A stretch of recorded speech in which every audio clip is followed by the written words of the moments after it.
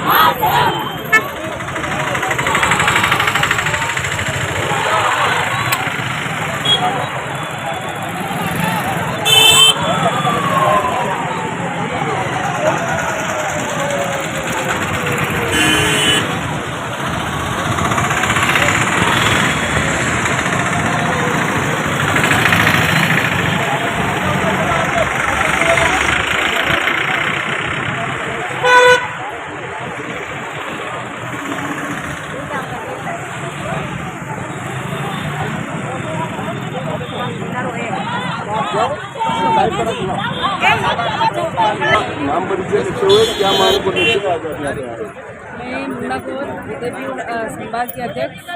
हमारी बहनों की जो मांग है, सरकार ने जो हमारा मानदेय बढ़ाया है उससे बहनें हमारी ना पूरी। उसने हमारे सम्मानजनक मानदेय नहीं बढ़ाया है, 600 रुपये बढ़ाए। 600 रुपये में आज की डेट में दूध भी नहीं आता महिला का। दूसरी ये कि हमें गर्म पोशाक बनाने के लिए ऊपर से दबाव डाला जा रहा है, गर्म पोशाक बनाओ। 45 पैसे में गर्म पोशाक कैसे बनाया जाता है आपको भी पता है, सरकार को भी पता है। 45 पैसे में पोशाक नहीं बनता, फिर भी सरकार हम पे दबाव डालती है 45 पैसे में पोशाक बनाओ। हम सरकार से ये मांग कर रहे हैं कि हमें जब तक मानदेय कर्मी नहीं किया, परमानेंट नहीं किया जाए, तब तक हमारी बहनों को कम से कम 15,000 मानदेय दिया जाए। ये मांग लेके हम यहाँ पे बैठे आज, और 24 तारीख तक यहाँ पे बैठेंगे। अभी तो 10 से 5 बैठेंगे। अगर हमारी मांग नहीं दी गई तो हम रात और दिन का धरना प्रदर्शन करेंगे।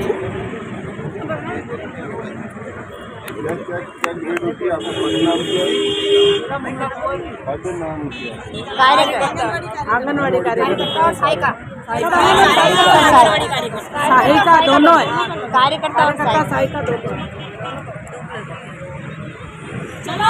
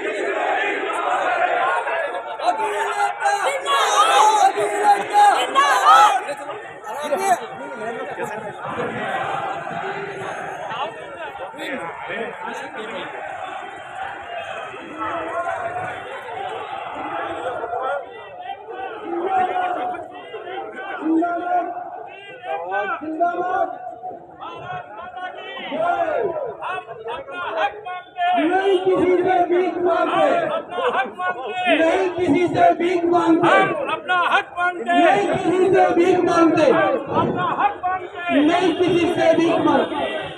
जिंदाबाद जिंदाबाद जिंदाबाद जिंदाबाद नहीं किसी से भीख मांगे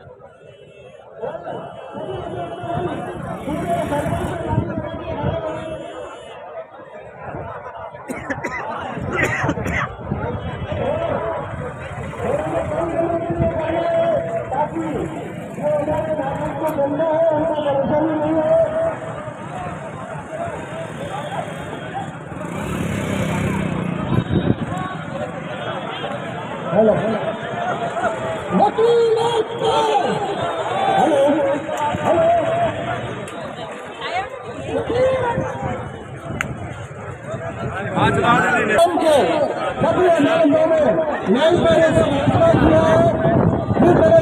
अभिनेता अपने आप को असुरक्षित महसूस कर रहा है। इसके लिए मांग की जाती रही है। कल भी ज्ञापन दिया था मुख्यमंत्री महोदय को, उससे पहले भी 2 दिन ज्ञापन दिया था, फिर भी अधिवक्ताओं के साथ होती आ रही है, जिसमें पूरे अधिवक्ता समुदाय में रोष है।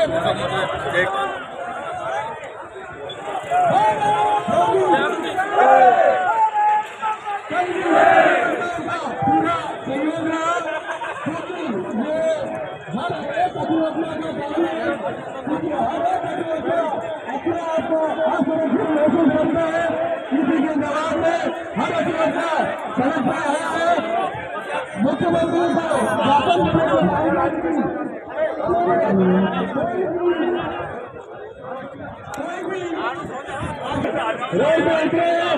और यदि उन मामलों को पूरा नहीं किया जाता है, चुनी वकील भाइयों, आप सबसे निवेदन है कि जो प्रोग्राम के साथ अपने मानव क्षमता बनानी है, और मानव क्षमता बनानी है। ये पिछले 5 साल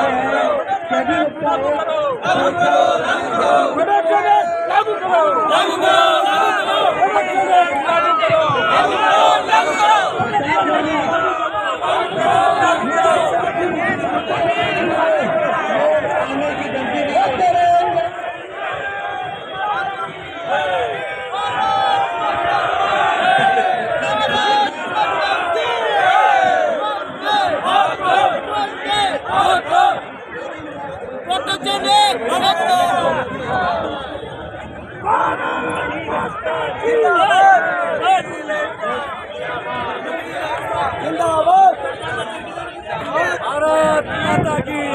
हम हमारा हक मांगते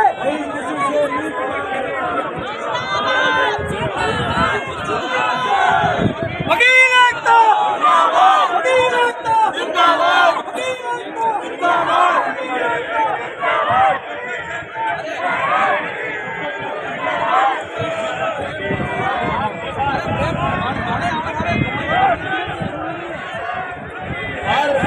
ज्ञापन कई बार दे चुके हैं, परंतु इनके कान में रूम नहीं बैठती है। जो कलेक्टर साहब को दिया कोई कार्रवाई नहीं की। तो भाइयों, अधिवक्ता एक अभिनंदन है। ऐसे आंदोलन अमरत पूरे राजस्थान में चलेगा। जय भारत, जय भारत। अंकल जी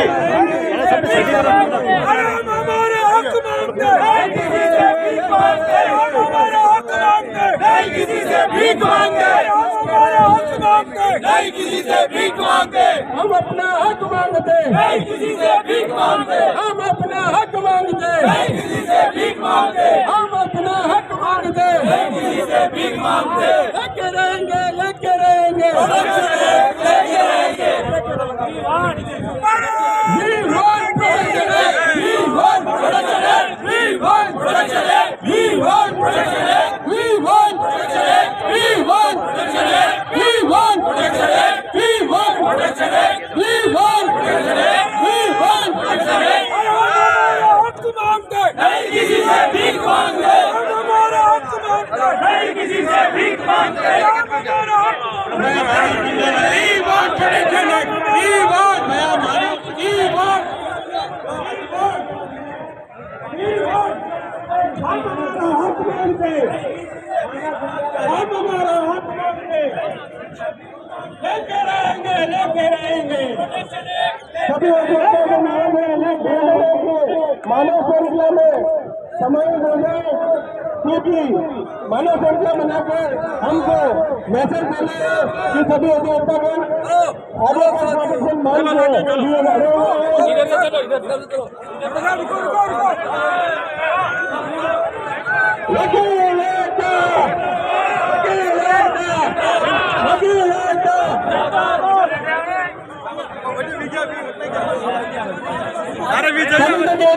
श्रृंखला में खड़े रहे, श्रृंखला में खड़े रहे, 5 मिनट के लिए खड़े रहना, 5 मिनट के लिए। से निवेदन है कि श्रृंखला बना के रखे। ये अभिनेत्रियों के हित के लिए किया जा रहा है। सभी को निवेदन है कि इसमें साथ दो।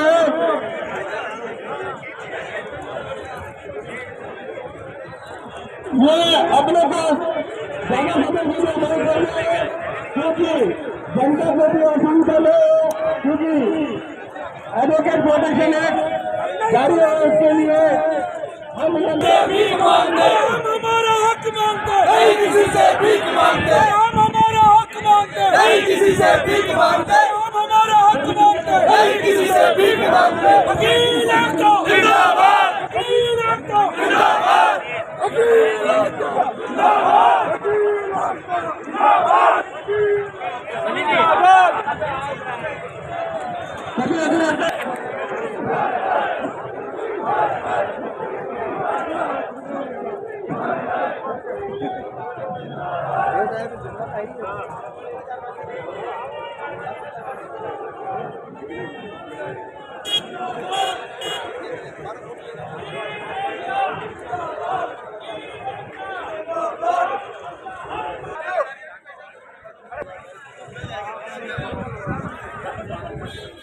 नहीं हाँ बड़े चिकरेगा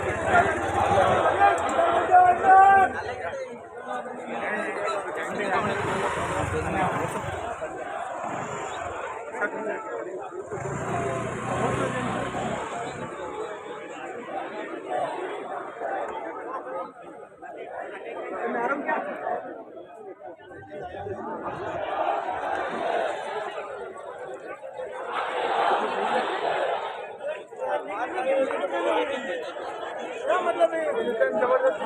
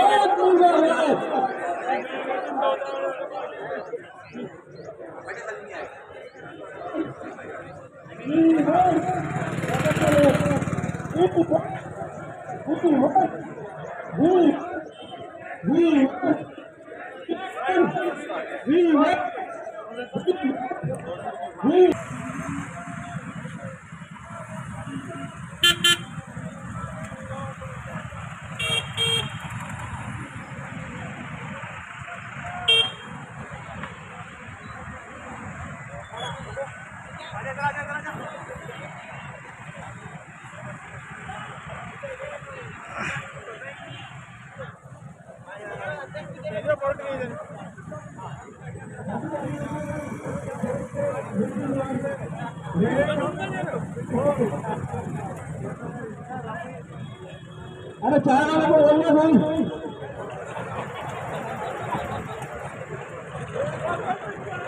अरे चाय लेना भाई, सभी अधिवक्ताओं के लिए चाय लेके आओ भाई, चाय चाय।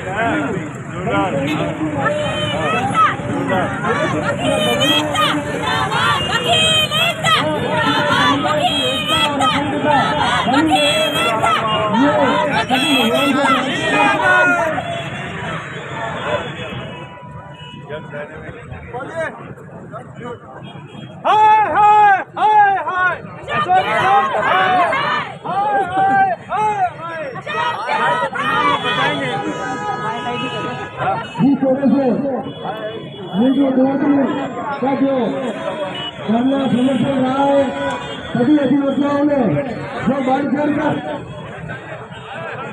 साथ हुआ है सभी का क्या मांग है आप लोग? हमारी जो मुख्य मांग है एडवोकेट प्रोटेक्शन एक्ट को लेके है, क्योंकि आए दिन अधिवक्ताओं के साथ में जो अप्रिय घटना घट रही है, अपराधियों के हौसले बुलंद है। जिस तरह से वो अधिवक्ताओं पे हमला कर रहे हैं, ये अधिवक्ता पे नहीं पूरी जुडिशरी पे भी हमला है। इसके लिए आज पूरे राजस्थान के अधिवक्ता एकजुट होकर सभी ने रैलियां निकाली है। कल मुख्यमंत्री के नाम से ज्ञापन भी दिया था कि जो हमारे अधिवक्ता चौधरी साहब है, उनका जो हत्या की गई थी, उनके परिवार वालों को सरकारी नौकरी मिले, 50 लाख रुपए का मुआवजा दे और अन्य सुविधा जो भी है, और इस मुकदमे की फास्ट ट्रैक में ट्रायल चले, इस बात को लेके ज्ञापन दिया गया था। कल पूरे राजस्थान के अधिवक्ताओं ने सब जिला स्तर पे, तहसील स्तर पे ज्ञापन दिया था, फिर भी अशोक गहलोत की सरकार को कुछ भी समझ में नहीं आया, न कोई उन्होंने कोई एक्शन लिया। इसीलिए आज दूसरे दिन हम सभी अधिवक्ताओं को सड़क पे उतरना पड़ा। आज हमने यहाँ से न्यायालय परिसर से रैली निकाली है और ये रैली डेलीगेट जाके मानव श्रृंखला में हुई है, वहाँ से वापस रैली के रूप में वापस मुख्य द्वार पे आए हैं। और यदि हमारी मांगों को अगर नहीं माना गया तो हम और भी उग्र प्रदर्शन करेंगे। मैं आपके चैनल के माध्यम से सभी जो जनप्रतिनिधि है, जो सरकार में बैठे हुए हैं, उन सभी को चेताना चाहता हूँ कि अधिवक्ता समुदाय एकजुट हो चुका है। अगर उनकी मांगे नहीं मानी गई तो उग्र आंदोलन होगा। धन्यवाद। जय हिंद, जय भारत। पर आज आंगनबाड़ी कार्यकर्ता और सहायिका का जो है आज धरना प्रदर्शन का चल रहा है। देखिए कैसे बैठी हुई है अपनी मांगों को लेके।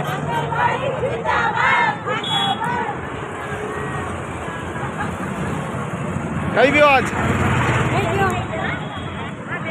कहीं की दो दोनों लगेगा। ठीक है। कटाकटारी कार्यकर्ता और कटाकटारी आया। हमारे पैसे नहीं बढ़ा रहे, हमें सरकारी नहीं कर रहे हैं। हम आंगनबाड़ी और हम आंगनबाड़ी में सहायता है और हमें खाली 500 रुपये से क्या होता है, 500 रुपये बढ़ा है इससे। तो हमारे है ना मानदेय बढ़ाओ, पेंशन करो हमारी। रिटायर होने से हमें 3 लाख रुपये मिलना चाहिए। हाँ, पूरी जिंदगी होगी हमारी आंगनबाड़ी के अंदर ही। 200 रुपये में नौकरी लगे और क्या। अरे 90 से कम नौकरी लगे। बोलो। हम बच्चे की सहायता करते हैं, उनको नाश्ता बना के देते हैं, सबको हम लोग बुला के देते हैं और घर घर जाके बुला के लाते हैं बच्चों को। मिलता हमारे सुनने से पैसे से क्या होता है, दिन भर काम करते हैं। तो आप देखिए ये सहायिका को दर्द है जो बता रही है कि किस प्रकार से परेशान रहती है, किस प्रकार से अपने घर बार। अभी अबर कितना रुपया मिल रहा है? 4000 मिल रहे हैं। 4000 मिल रहा है। हम कट जाते वो कट जाते उसमें से 1500 का भी आती है, 1500 का भी आती है, तनख्वाह भी आधी तनख्वाह जमा करा रहे हैं, 2000 का भी जमा कराए, 2000 का भी जमा कराए, ऐसे कर रहे हैं हमारे। तो ये राज्य सरकार दोनों देना। तो ये है सहायिका का दर्द। आप कार्यकर्ता हो? हाँ जी, आप बताओ। हमारी जो मांगे की थी वो पूरी नहीं हुई है अभी तक। क्या क्या मांग को लेकर आज प्रदर्शन किया है? हमारे आंगनबाड़ी में पेमेंट बहुत कम है, 8000 पेमेंट। 8000 नहीं, 7800। 7800। हाँ पर 8000 मांगा। हाँ 7800 पेमेंट है, प्लस ना तो हमको पेंशन दिया जाएगा, ना हमको पीएफ कट रहा है, ना कुछ नहीं। और वो भी आधा राज्य सरकार दे रही है, आधा केंद्र सरकार दे रही है। पेमेंट कब जमा हो रहा है वो भी पता नहीं चल रहा है। प्लस हमको सभी अभी नियमित करने के लिए हमने मांगे की थी, तो आज तक हमको नियमित भी नहीं किया है और पेमेंट भी बढ़ाया नहीं हमारे। तो अभी ये जो बजट घोषित किया था उसमें हमारे आंगनबाड़ी के लिए कुछ भी नहीं आया, कुछ भी नहीं आया। तो अब वापस इसलिए हमारी मांगे पूरी करने के लिए हम यहाँ पे आए। आज आंगनबाड़ी बंद रखी है? हाँ बंद है आज आंगनबाड़ी सब पूरी गिरवा की बंद है हमारी। 3 दिन तक बंद है, 3 दिन तक चलेगा ये। तो 3 दिन तक का ये धरना देंगे। 3 दिन रोज आओगे? हाँ हो जाएंगे। 3, 4, 18 तारीख नहीं हम भूखे पैसे बैठेगा। तो आप देखिए कि ये है सहायिका और कार्यकर्ताओं की मांग है कि हमें परमानेंट किया जाए। और देखिए सभी बैठी हुई है, हालांकि धूप भी पड़ रही है, सभी अपने अपने विचारात्मक बातें जो है वो हो रही है।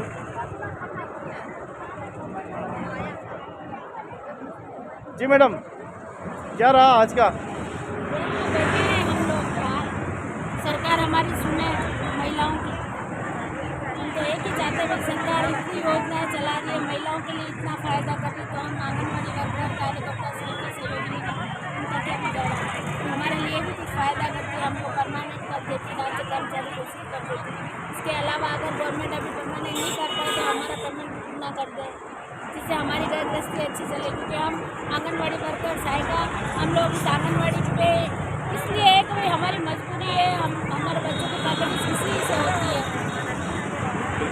तो आप देखिए कि सभी का दर्द है अपना कि इतनी सी तनख्वाह में कैसे करें काम। और आज जिला कलेक्ट्रेट पर आंगनबाड़ी कार्यकर्ता और सहायिका दोनों पहुंची है, दोनों ही अपना मांग पत्र तैयार किया है।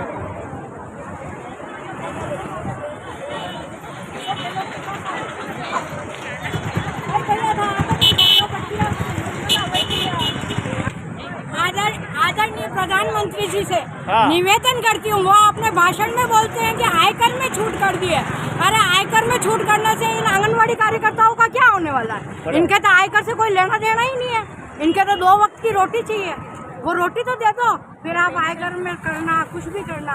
हम आंगनबाड़ी कर्मचारी संघ से हैं और हमारा जो मुख्य उद्देश्य है, हमें सरकार परमानेंट करे, हमारे बुढ़ापे की सुविधा करे। जो बहनें हमारी 60 साल की हो गई है, सरकारी कोई नियम तो हमारे पे लागू नहीं होता है, लेकिन 60 साल से होते ही नौकरी से निकालने का नियम लागू हो जाता है। ऐसा किस कानून में लिखा हुआ है? ऐसा क्यों होता है हमारे साथ? सरकार आखिर हमसे क्या चाहती है? सरकार ने हमारे बुढ़ापे की कोई सुरक्षा नहीं करी है।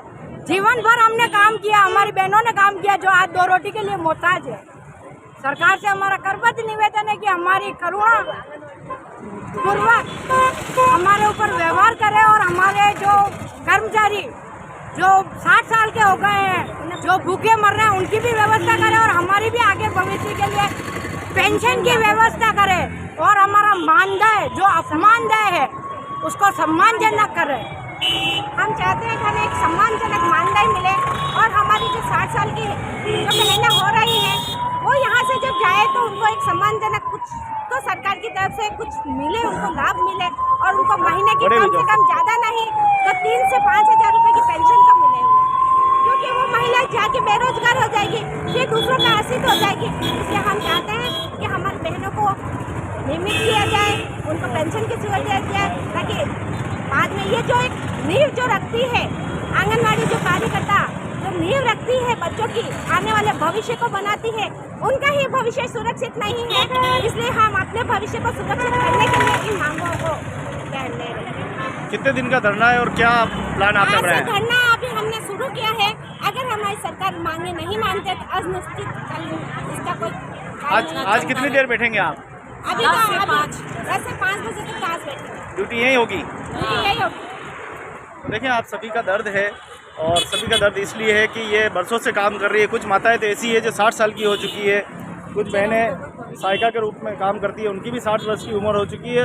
ये कैसे है कि जो काम नहीं करता उसको तो मोटी तनख्वाह मिल रही है और जो काम करता है उसको बिल्कुल मामूली, ये क्यों भेदभाव? जी जो नींव मजबूत करती है उन्हीं महिलाओं को कुछ भी नहीं मिल रहा है। एक अपमानजनक मानदेय, आज के जमाने में एक सम्मानजनक मानदेय तो करे सरकार, हम ये चाहते हैं सरकार से। और जो हमारी बहनें रिटायरमेंट हो रही है उनको पेंशन दी जाए, उनके पेंशन घोषित कर दी जाए और हमें संविदा कर्मचारी में लिया जाए, ताकि हमारे अंदर पढ़ी लिखी भी है उनका भी भविष्य सुधरे, अनपढ़ गंवार जो भी सब है, लेकिन उन सब के लिए पेंशन चाहिए ही चाहिए। मेन मुद्दा है हमें नियमितकरण किया जाए, हमें नियमित किया जाए ताकि हम अपना भविष्य सुरक्षित कर सकें। सन 75 से जो बहनें काम कर रही है उनके लिए तो अभी जो रिटायर हुए वो बिना खाली सचिव है जिन्हें 5 साल 6 साल ही उन्हें परमानेंट कर दिया गया और आंगनवाड़ी कार्यकर्ता का 40-45 साल हो गए, उनका कुछ नाम नहीं, निशान नहीं, कुछ नहीं, जो पेमेंट है उसी पेमेंट में चलाओ। ये कौन सी सरकार की नीति है? सम्मानजनक मानदेय के अधिकारी सरकार की नीति है हमारे साथ में? राजनीति जैसे क्या है, कभी प्रधानमंत्री जी ने एक नई योजना चालू की है तो इन्होंने उनको भी परमानेंट करने का ऑर्डर दे दिया। हम इतने सालों से काम कर रहे हैं तो हमारा क्यों परमानेंट नहीं करें? हम माननीय मुख्यमंत्री जी से यही निवेदन करते हैं कि हम सबको परमानेंट किया जाए और कम से कम हमको 18,000 रुपये पेमेंट तो दिया ही जाए, इससे कम तो हम भी आशा नहीं करते। वो भी शिक्षा मित्र का काम करें और हम भी शिक्षा देने का, हम बच्चों का पोषण शिक्षा सारा काम कर रहे हैं। हम महिलाओं के हित के लिए यही काम कर रहे हैं, हम रोड से इधर आओ। काम कर रहे हैं हम लोग तो। हम जमीनी स्तर से काम करने वाले हैं और हम ये चाहते हैं जो आने वाला भविष्य जो हमारे हाथ में है, उन बहनों का अगर भविष्य सुरक्षित नहीं है तो कुछ भी सुरक्षित नहीं है। आप बताओ क्या कहना सरकार है? हमारे साथ पक्षपात ना करके जो हमारी सामान मानने की मांग है वो पूरी करे और जो हमारी जैसे पेंशन योजना चालू करे। और वैसे हम सरकार के आभारी हैं कि सरकार ने हमारे रिटायरमेंट में 3 लाख और 2 लाख देने की योजना की, इसलिए हम सरकार के बहुत बहुत शुक्रगुजार हैं, बहुत बहुत धन्यवाद। और हम उसको पेंशन में की जाए और साथ ही हमें इसके अलावा पेंशन भी दी जाए। ठीक है, हो गया। तो आप देख रहे हैं उदयपुर जिला कलेक्ट्रेट से सीधा दृश्य है, जहां आज आंगनवाड़ी कार्यकर्ता और सहायिका दोनों ही आज देखिए किस तरह से बैठी हुई है बहनें, और ये वही है जो छोटे छोटे बच्चों को संवारती है, भविष्य उनका सुरक्षित करती है, वही है। और आज अपनी मांगों को लेकर देखिए कलेक्ट्री के बाहर प्रदर्शन करना पड़ा है। कुछ बहनें छाया में बैठी हुई, क्या हुआ ऐसे हताश क्यों बैठे हो? अच्छा, भूख लग रही है, भूख लग रही है ना, तो भूख भी लग रही है और धूप भी लग रही है। भूख भी लग रही है और ना पानी। क्या कहना चाहोगे सरकार को, क्या है? परमानेंट कराओ, हमारा सैलरी बढ़ाओ, मानदेय बढ़ाओ और हमको परमानेंट करो। आप आशा सहयोगिनी हो? सहायिका हो। हम कार्यकर्ता सहायिका बहुत परेशान है, महंगाई कितनी हो गई है। 1100 रुपए की तो टंकी मिलती है हाँ, और 4,000 में क्या 500 कर दी थी अप्रैल। कोई नहीं की 500 उज्ज्वला वालों की हुई है, हमारे नहीं हुई है। उज्ज्वल वाला उज्ज्वल भविष्य भी हो। हाँ, और हमारा तो अंधेरा भविष्य हो गया। तो देखिए बहनें सब बैठी हुई है और ये सभी कार्यकर्ता और सहायिका दोनों ही संगठन है। हाँ देखो छोटा छोटा बच्चा नीला लेने आया है, तो आप देख सकते हैं इनका दर्द कितना है। जहाँ राजनीतिक नृत्य की जाती है, उनको लाभ पहुँचाया जाता है, वहीं ये बहनें बरसों से काम करें लेकिन इनको कोई फ़ायदा नहीं है।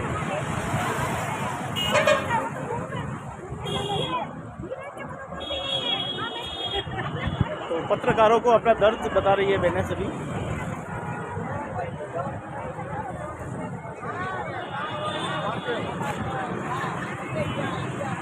फायदा नहीं है और बुढ़ापा में तो फिर कहीं कोई नहीं है।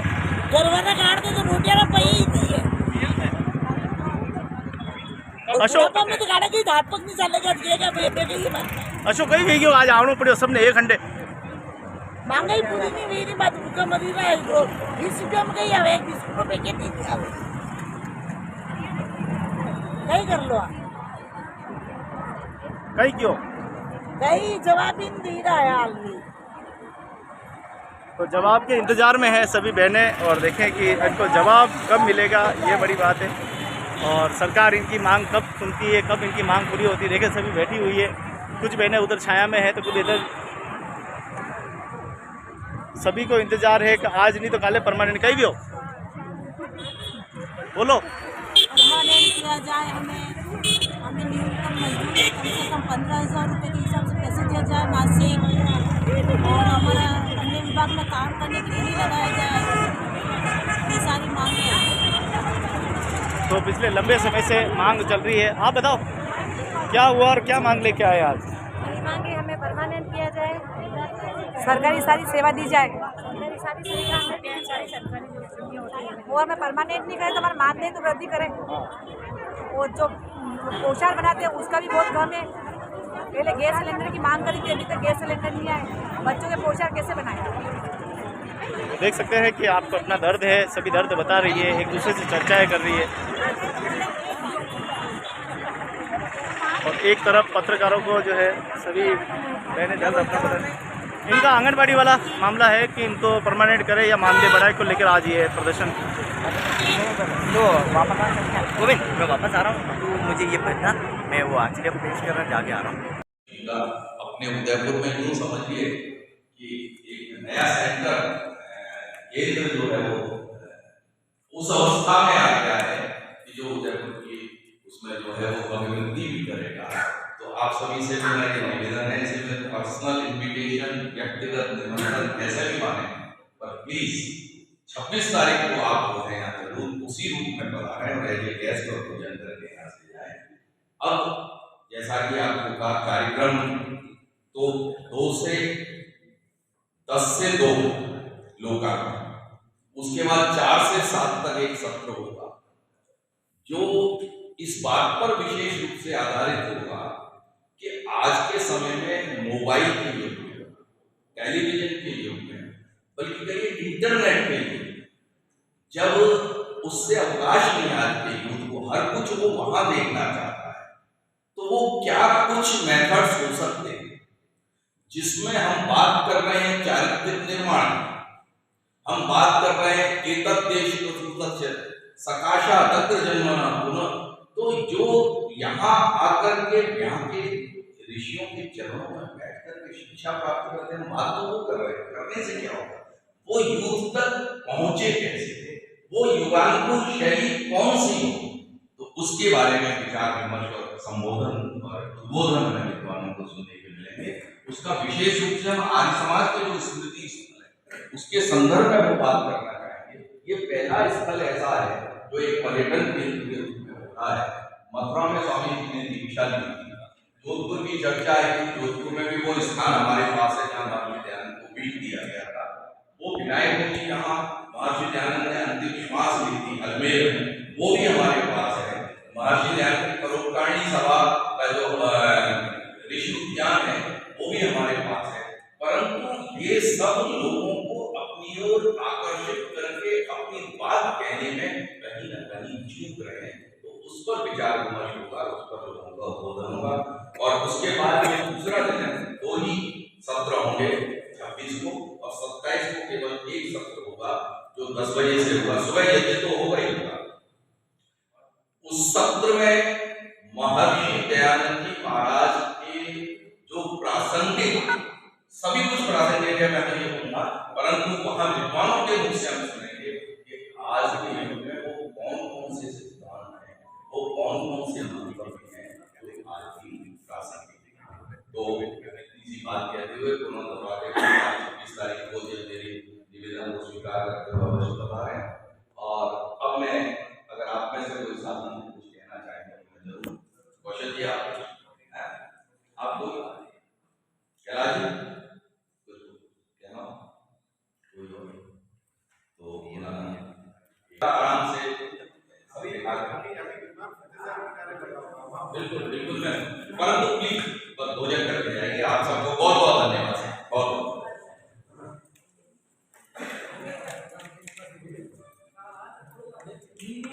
नमस्ते जी, मैं अशोक। एक मिनट नाम बताइए जी सर। जी नमस्ते, मैं अशोक आर्य, अध्यक्ष श्रीमद दयानंद सत्यार्थ प्रकाश न्यास उदयपुर हूँ। आज यहाँ मैं इसलिए आपसे संबोधित हूँ कि ये जो नवलखा महल सांस्कृतिक केंद्र श्रीमद दयानंद सत्यार्थ प्रकाश न्यास ने बनाया है, उसके अंदर जो प्रकल्प, जो नवाचार हम लोगों ने स्थापित किए हैं, उनके लोकार्पण का समय आ गया है।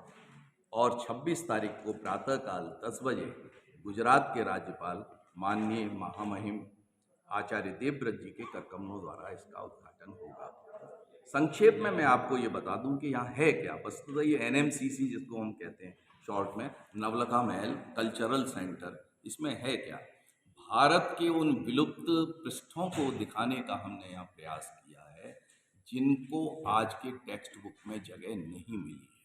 ऋषि दयानंद भारत की संस्कृति के वैभव के अमर गायक थे। खुल करके उन्होंने सत्यार्थ प्रकाश में अपनी बात कही है कि भारत विश्व गुरु के आसन पर क्यों आसीन था। उसी को बनाते हुए ऋषि दयानंद के 4 ग्रंथ प्रमुख हैं, ऋग्वेदादि भाष्य भूमिका, संस्कार विधि, सत्यार्थ प्रकाश और पंचमहायज्ञ विधि। इन चारों ग्रंथों को दृश्यमान रूप में किस प्रकार से हम दर्शकों को दिखा सकें, अपने बच्चों को दिखा सकें कि वो इनसे कुछ शिक्षा प्राप्त कर सकें। एक उपदेश की विधा कुछ अलग होती है, उसमें आजकल रुचि कम हो गई है, और जो दृश्य के साथ श्रव्य होता है वो प्रभाव ज़्यादा पैदा करता है। तो हमने उसी तरीके से यहाँ पर आर्यावर्त चित्र दीर्घाएं, बहुत सुंदर पुतलों के माध्यम से विभिन्न प्रांतों के परिधानों को उनको सजा करके यहाँ पर हमने संस्कार वीथिका बनाई हुई है, जिसमें गर्भाधान से लेकर के अंत्येष्टि पर्यंत वो साधन बताए गए हैं जिन पर चल करके मानव वस्तुतः मानव बन सकता है। एक थिएटर हमने यहाँ बनाया है जिसमें साउंड क्वालिटी और जो सिस्टम्स लगाए हैं वो टॉप क्वालिटी के, बिल्कुल टॉप क्वालिटी के।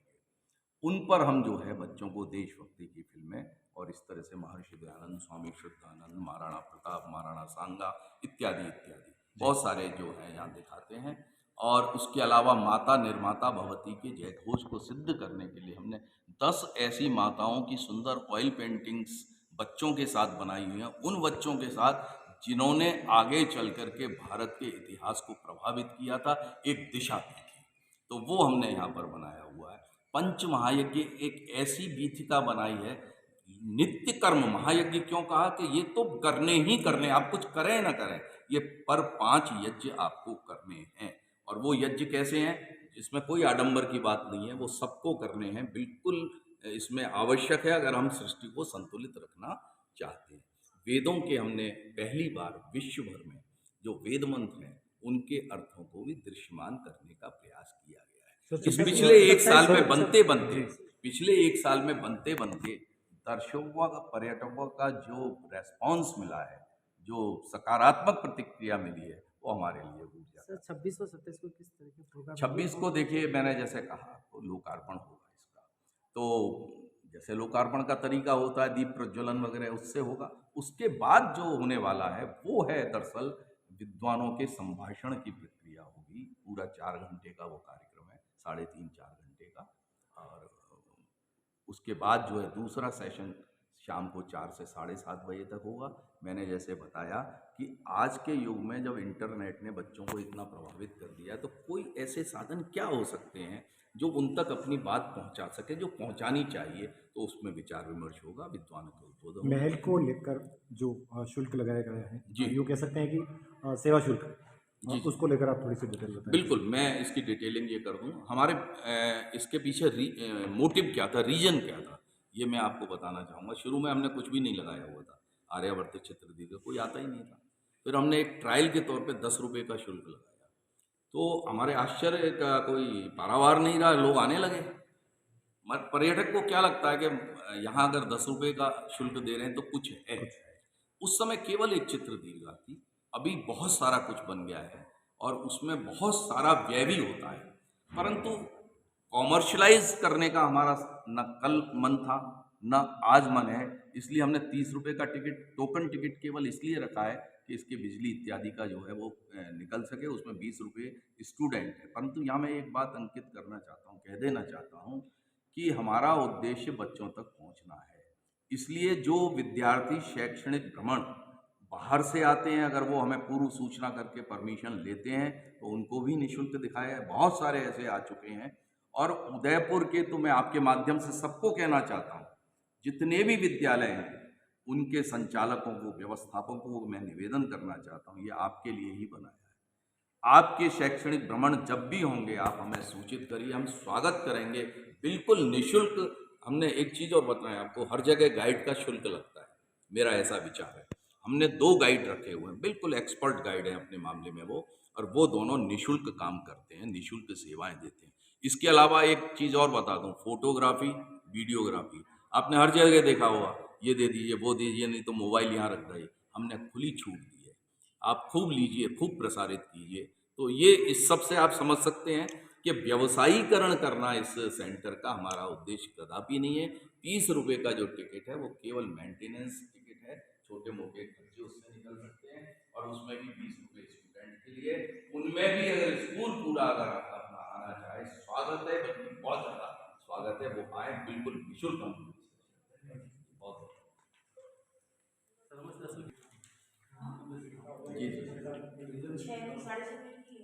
दोस्तों नमस्कार, आपका स्वागत है। नवलखा महल उदयपुर के गुलाबाग में स्थित है, और नवलखा महल के बारे में आज आपको विस्तार से जानकारी जो है वो मिलने वाली है। आप देख सकते हैं बाहर से ही कितनी कलाकृति उखेरी गई है, एक एक चित्र आपके सामने है और एक एक कलाकृति। आइए नवलखा महल से परिचय होते हैं और हम आपको बताते हैं कि अंदर 16 संस्कार जैसी परंपराओं के बारे में आपको जानने का मौका मिलेगा, और बहुत ही खूबसूरत, और देखिए कितना खूबसूरत सजाया जा रहा है।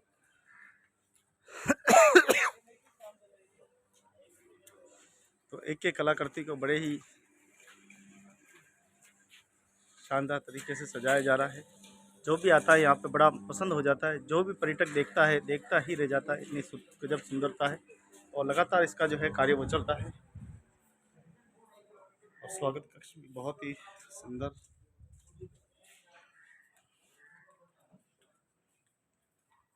तो ये वो महान विभूतियाँ हैं जिन्होंने देश में बहुत बड़ा योगदान दिए हैं। सामाजिक, धार्मिक, राजनीतिक, सांस्कृतिक हर क्षेत्र में उन्होंने कार्य सेवाएं दी हैं ऐसे बलिदानियों का। और ये देखिए पूरा जीर्णोद्धार जो है वो पूरा काम यहाँ पे चल रहा है।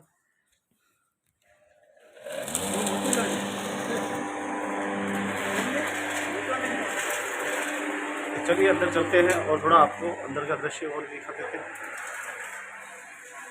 एक वीडियो पहले भी बना रखा है, उस वीडियो को भी आप देख सकते हैं। आप नवलखा महल से हिंदी में अगर आप डालेंगे तो आपको वीडियो दिखाई देगा।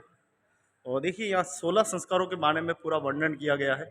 बहुत ही सुंदर कलाकृति से अद्भुत ये पूरा जो हॉल है वो बनाया गया है, पूरा रंगमंच की तरह। देखें आप, यहाँ थिएटर है और यहाँ से शुरू होती है सारी परंपराएं। आपको बताएं कि यहाँ बारकोड लगा हुआ, आप बारकोड चाहे तो वीडियो भी देख सकते हैं।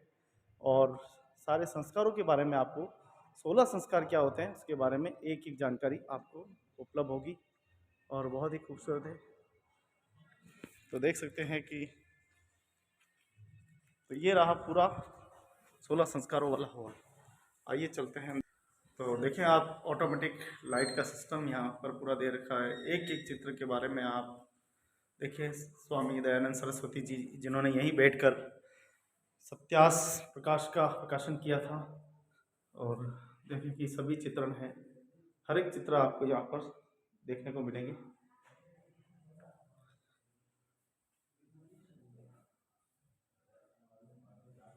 तो हर एक चित्र के बारे में आप राजा महाराजाओं के बारे में अधिक से अधिक जान सकते हैं, महापुरुषों के बारे में जान सकते हैं, और स्वामी दयानंद सरस्वती जी के दिए गए उपदेशों के बारे में आप विस्तार पूर्वक जानकारी ले सकते हैं।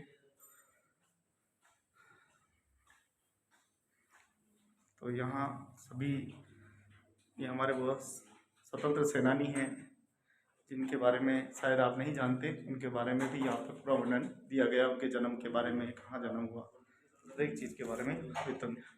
यहाँ सत्यार्थ प्रकाश में प्रकाशन की सारी पुस्तकों के बारे में विवरण।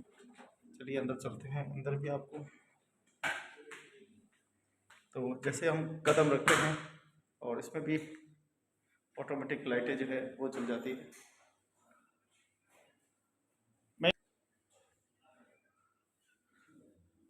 रुको नहीं। तो दोस्तों जब भी आए तो आप नवलखा महल में जरूर आए और यहाँ के सत्यार्थ प्रकाश आदि के बारे में ज़्यादा से ज़्यादा जानकारी, पुस्तकों के बारे में और स्वामी दयानंद सरस्वती जी के बारे में भी आप ज़्यादा से ज़्यादा पुस्तकों के बारे में, उनके उपदेश के बारे में भी जान सकते हैं।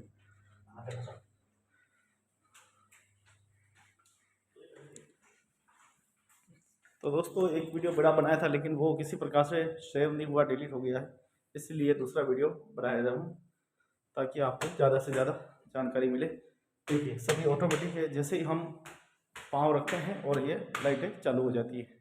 तो पूरा डिजिटल तरीके से, आधुनिक तरीके से पूरी लाइब्रेरी की तरह पूरा सजाया गया है।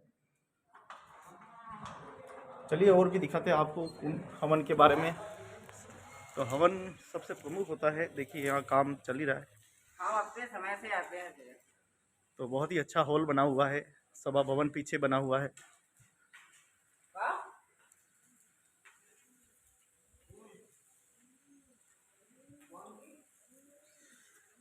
तो नवलखा महल में आना ना भूलें। अगर आप उदयपुर के वासी हैं तो नवलखा महल नहीं देखा तो कुछ नहीं देखा। यहाँ देखिए जितने भी पर्यटक आते हैं देखने के लिए वे भी बड़े प्रसन्न हो जाते हैं। पूरा देख लिया? एक मिनट आ जाओ।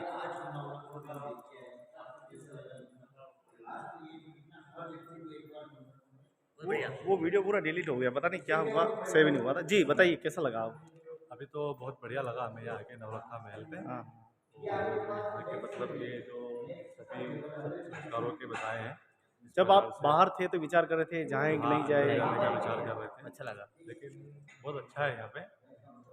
थिएटर का अंदर थिएटर भी यहाँ पे महाराणा प्रताप की फिल्म हमने देखी है, बहुत अच्छा मतलब लगा यहाँ पे आपको आके।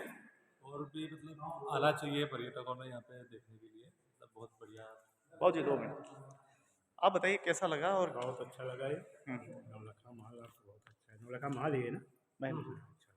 16 संस्कारों के बारे में क्या वर्णन से अच्छे से बताया पंडित जी ने।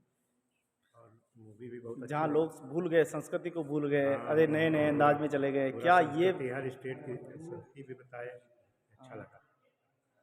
तो आप देख सकते हैं कि नवलखा महल में आप 16 संस्कारों के बारे में हो, चाहे हमारे महाराणाओं की गाथाओं के बारे में हो, हर एक जानकारी आपको जो है बड़े ही कुशलता के साथ करते हैं। और हमारे शंभू जी लगातार देखिए यहाँ जानकारी देते रहते हैं पूरे निस्वार्थ भावना से। तो आप देख सकते हैं कि कितना अच्छा ये पूरा हॉल बना हुआ है। और हॉल की सुंदरता में हमारे अशोक जी आर्य जो कि हमारे अध्यक्ष महोदय हैं यहाँ के पूरे न्यास के, वही पूरा काम देखते हैं। और ये देखिए पूरा बहुत ही खूबसूरती के साथ सजाया गया है। चलिए तो दोस्तों चलिए बाहर से भी आपको थोड़ा सा एक बार विजिट करा देते हैं। तो देखिए आप जो भी पर्यटक आते हैं देखने के लिए, बाहर से बड़ा ही सुंदर, और हर व्यक्ति इसको देखना चाहता है कि आखिर अंदर क्या होगा, क्या मिलेगा। तो आपने अंदर तो देख ही लिया, कितने संस्कारों के बारे में आपको जानकारी उपलब्ध हो रही है। तो दोस्तों फिर पहुंच गए हम नवलखा महल के बाहर और फिर देखिए बहुत ही खूबसूरत सजावट और बहुत ही काम यहाँ पे लगातार चल रहा है और हर एक चीज़ आप देख सकते हैं कि कितना खूबसूरत तरीके से सजाया जा रहा है। तो आपने हर एक जानकारी देखी है, हर एक संस्कृति से आप परिचय हो गए हैं।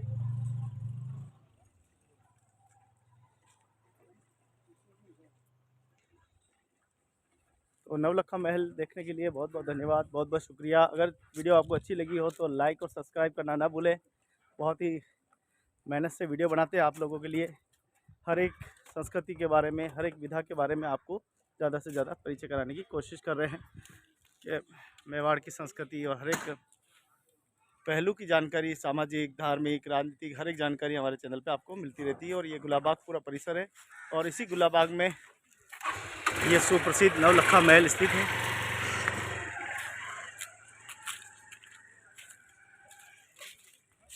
आपका जी, क्या देखा आज इस नवलखा महल में? नवनिर्माण को लेकर चर्चाएं हुई है और महामहिम इसके उद्घाटन के लिए आने वाले हैं, उसको लेकर सारी तैयारियां हो रही है और आपने पूरा विजिट किया। जी, क्या कहना चाहेंगे? मैं कहना चाहूँगी कि बहुत ही अच्छा बनाया है, हमारे भविष्य के लिए बहुत ज़्यादा अच्छा है। यहाँ 16 संस्कारों को दर्शाया गया है पूरे हॉल में। इसके पास में ही आर्ट गैलरी है, वहाँ पे भी बहुत अच्छी तरीके से बहुत सी चीज़ें बताई गई हैं। ऐसी चीज़ें जो हमें कई बार नहीं पता होती, जैसे रामायण या राम जी की जो जीवनी है, कृष्ण जी की जो जीवनी हम जो टीवी में देखते हैं वो अलग होती है और यहाँ पर असली बताई गई है। क्योंकि टीवी में कई बार हम वो देखते हैं जो असली में होता नहीं है।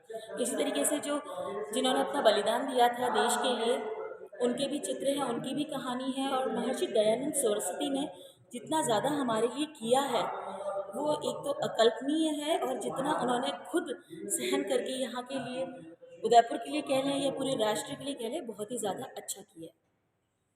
यहाँ पे उसकी पूरी झलक मिलेगी हमें। साथ में अंदर ऑडियो वीडियो भी है, आप वहाँ पे भी विज़िट कर सकते हैं। और उसके साथ ही यहाँ पे अलग से फिल्म वगैरह भी दिखाई जाती है, चाहे बच्चों की एनिमेटेड फिल्म हो या देशभक्ति से प्रोत फिल्म भी दिखाई जाती है। पुरानी संस्कृति में हवन का अपना बहुत बड़ा किरदार होता है, उसको लेके भी आपने काफ़ी चीज़ें समझी है। बिल्कुल, यहाँ पर भी हमें बताया गया था कि एक जो हॉल है वहाँ पर हमने देखा 5 जो स्टार्टिंग से आती प्रेरणा कक्ष है, वहाँ पे 5 यज्ञ दिखाए गए हैं जो हमें डेली लाइफ में करने चाहिए। वो 5 यज्ञ बहुत ज़्यादा ज़रूरी होते हैं। एक पितृ यज्ञ होता है, जैसे आप पिता के साथ ज़्यादा से ज़्यादा समय बिताएं, उन्हें सिर्फ पैसे और ऐशो आराम देने की बजाय। उसके साथ एक नॉर्मल जो यज्ञ होता है हवन वाला, जो हमारा शरीर का मल मूत्र का कचरा होता है वो और पसीने का ये सब निकलता है, तो उसको भी कहीं ना कहीं हम एनवायरनमेंट को ख़राब कर रहे हैं, उसको शुद्ध करने के लिए हवन करना चाहिए। और एक ब्रह्म यज्ञ बताया गया, एक यज्ञ वहाँ पर बताया गया जी।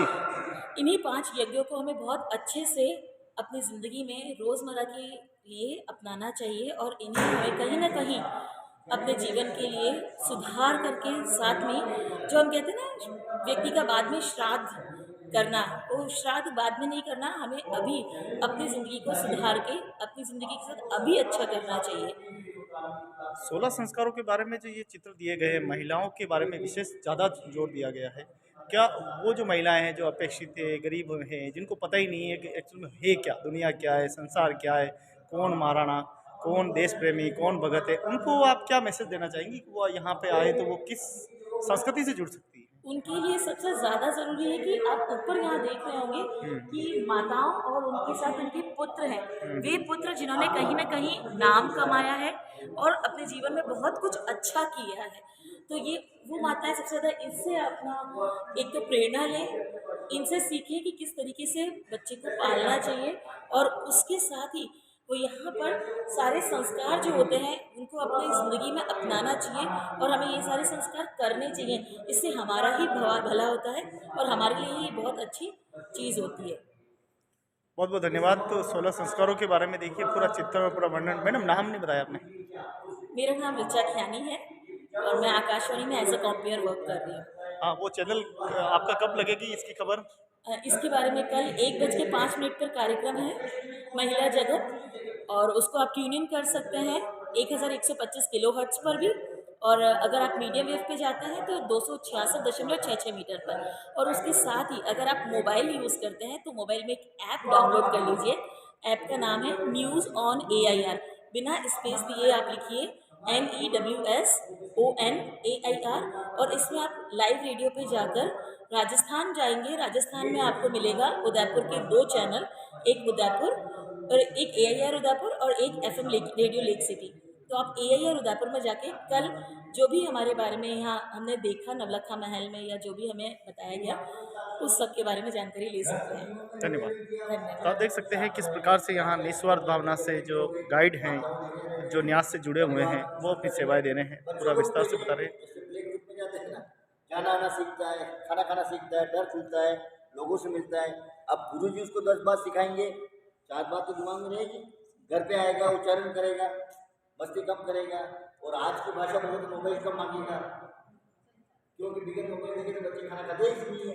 और जो मोबाइल हाथ से लिया क्या कहेंगे, ये कोई सब्जी है क्या? मैंने सैंडविच खाया, मैंने मैगी खाई, नहीं खाना है मुझे खाना, क्योंकि ये मोबाइल। तो बहुत ही पारदर्शिता से बता रहे हैं। तो आप भी जरूर आएँ और सत्यार्थ प्रकाश इस न्यास के जरूर अवलोकन करें। बहुत बहुत धन्यवाद, बहुत बहुत शुक्रिया।